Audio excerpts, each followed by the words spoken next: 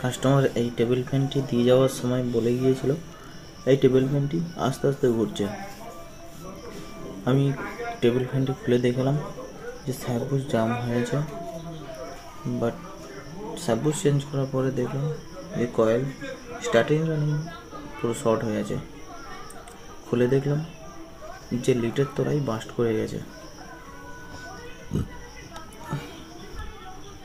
তাই কয়েল না চেঞ্জ করলে হবে না। এত সুন্দর করে বাঁধার পরেও কি করে বাস্ট করতে পারে ধারণাই ছিল না। এরপরে স্পিড বাড়ানোর জন্য টেবিল ফ্যানের ডাটা চেঞ্জ করলাম। 34 নম্বর তার দিয়ে 420 টান স্টার্টিং আর রানিং 450 টান দিয়ে বাঁধলাম 34 নম্বর তার দিয়ে।